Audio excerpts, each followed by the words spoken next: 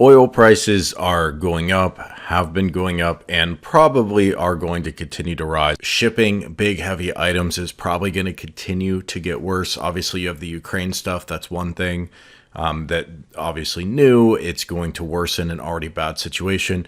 Port backups are actually getting worse, at least at one port. I think it was the port of San Francisco. I saw a report, I'm saying the word port a lot weirdly, but I saw a report that showed basically this quarter to date, Jan 1 to now, compared to the exact same period last year, the same number of weeks and everything, when backup was bad. And the backup's actually worse. The throughput at the port has worsened, not gotten better.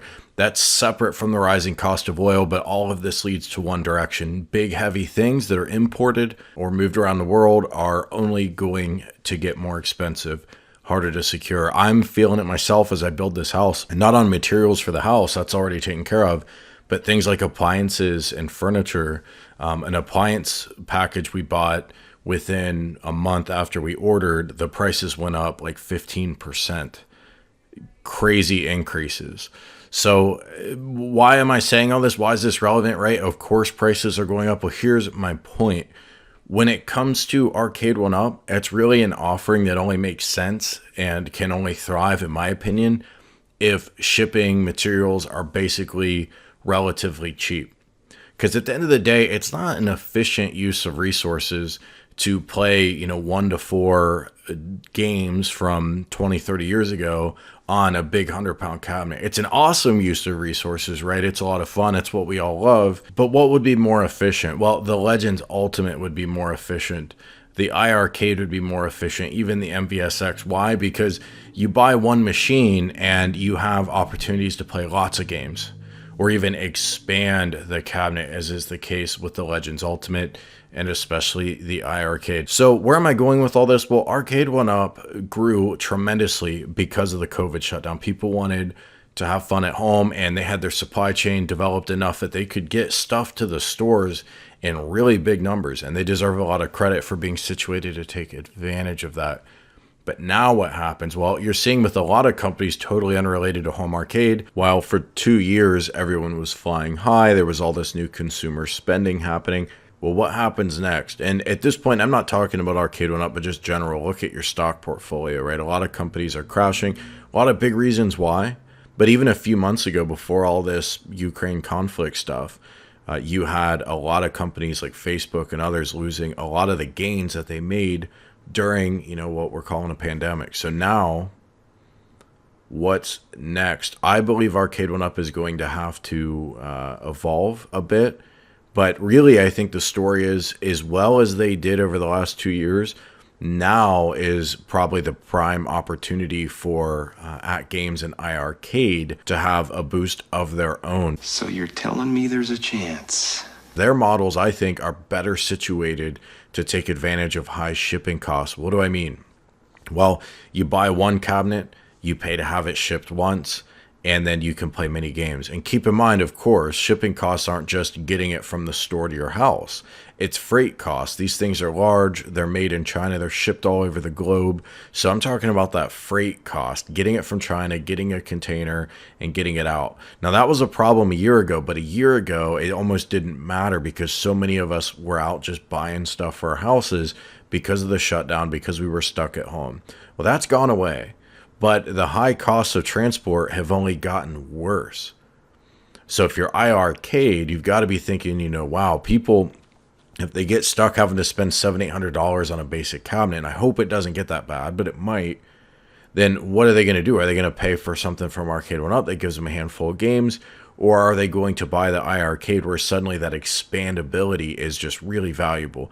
And at the end of the day, a more efficient use of resources. And I'm saying that as someone with 15, 18 little mini arcades that I bought. Could I have gone out and bought, 4 or 5 originals? Yes, but I didn't want that. I wanted a large number of smaller cabinets. But I wonder if the days of that are kind of numbered for everyone except maybe folks who have a lot of extra money. I'm not saying those products won't be around. I think they will be. But what I'm saying is I think they're going to get less attainable. So iiRcade should absolutely be pouncing now. I'm glad they've redesigned their cabinet. AtGames, if they can get to bat on this thing. Now is the time for a racing cabinet to build that excitement, because yeah, you can go out and buy Ridge Racer and Outrun, and you're going to have other racing cabinets from Arcade 1UP, but how much money do you want to spend if I'm right and the prices for shipping and freight continue to climb? Think about the pinball, the Arcade 1UP pinball versus the Legends Ultimate pinball. The Legends Ultimate went up in price just like the Arcade 1UP pinball did, but the Arcade 1UP one got a lot of backlash while the Legends pinball didn't. And why? Because there's more value in the additional tables. You're getting more than 10. I know they're not as exciting tables, but you're getting more than 10, and especially because it's expandable. You don't get those options with 1UP. So if 1UP clings to that business model of selling you big hardware for a little bit of software, a few games here or there, that was awesome when you could spend $300, $400, $500. But what about when you have to spend $800 to $1,000? I think that will favor AtGames and iiRcade the same way the cost of shipping favored the Legends Ultimate pinball. I think the Legends Ultimate pinball really came into its own when everything became $750.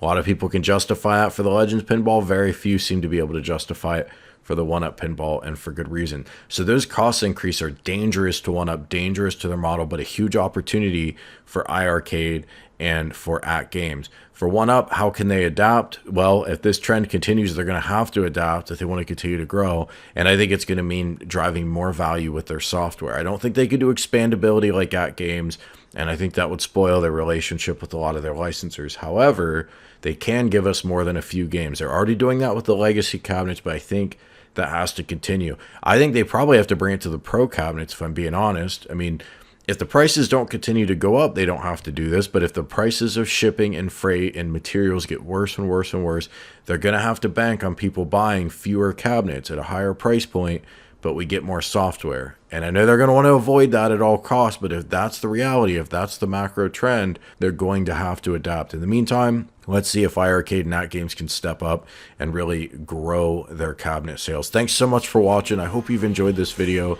If you want to chat, leave me a comment below. And do hit like if you made it this far and you did enjoy the video. I'd really appreciate it if you hit like. Helps with the algorithm. But either way, thank you for watching, and I'll talk to you soon.